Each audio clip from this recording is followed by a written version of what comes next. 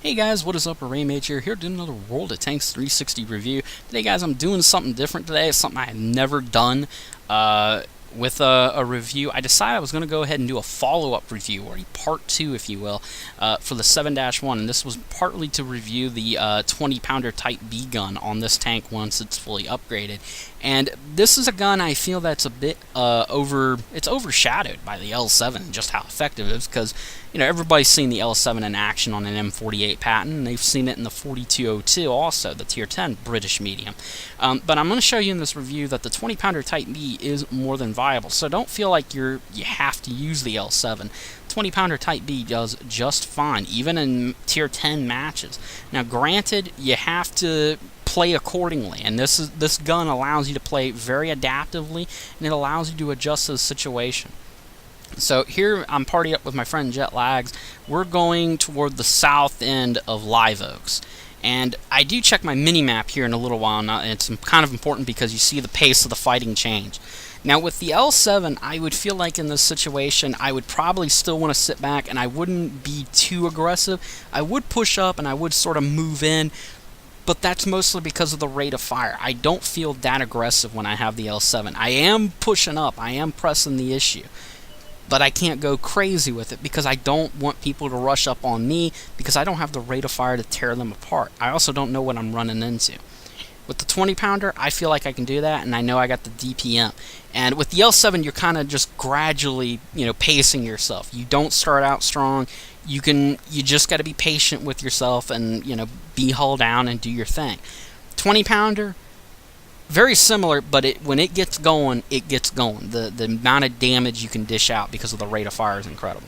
So I looked at my mini-map, and I see my teammates were kind of sitting back at base, and that pretty much was a clue to me. I need to move my ass up here, and this side of the map has to be aggressive. We have to press the issue. With the 20-pounder, I go ahead and I push up here, and I have good aim time. I mean, the aim time there is incredible.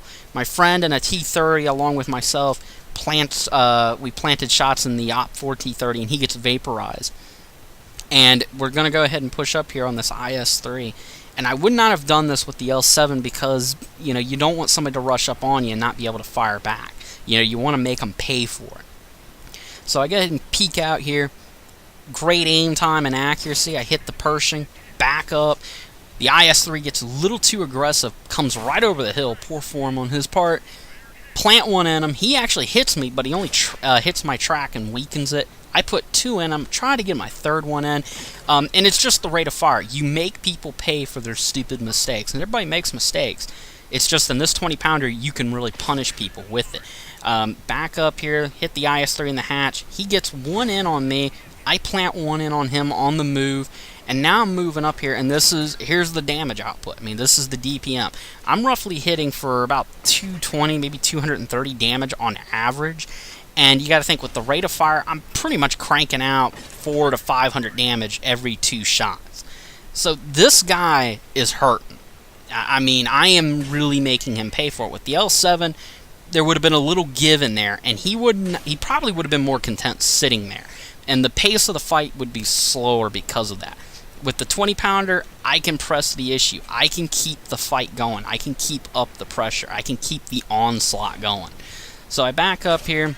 The IS-3, the other IS-3 does pen me. I didn't do well there staying hull down or cresting the hill. And here I'm just letting the rate of fire do its work. Now, of course, I'm picking on lower tier tanks, but this is the adaptiveness of the 20-pounder. And this is what you want to do. Even against tanks that are the same tier or even higher tier than you would want to sit back and just, DPM them. You want to use your rate of fire to keep them pinned down. And I play this tank kind of similar to the way I would a Panther with an L100.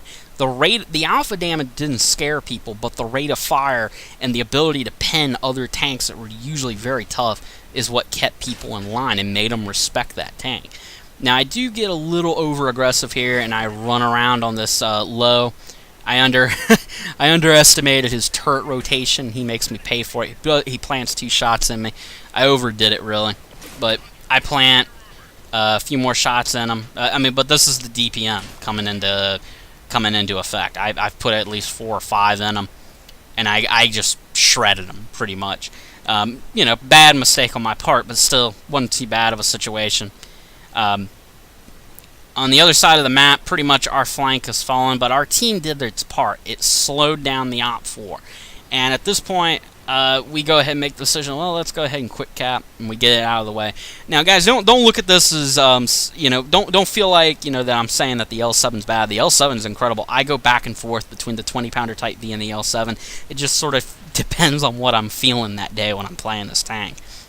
The L7's incredible. I mean, I don't think I need to explain why it's good, but I just wanted to show you guys in this video, you don't feel like you have to use it. I mean, in some situations, the 20-pounder is just straight up better, and the 20-pounder is just, it's good. I mean, it's flexible. Yes, the alpha damage doesn't wow you, but the rate of fire makes up for it. The accuracy and the aim time it blows me away. I think it's a very good gun. Alright, guys, this gameplay is coming to an end. I will catch you guys later. Peace out, by the way. I will have, hopefully, the 4202 ready for the next video.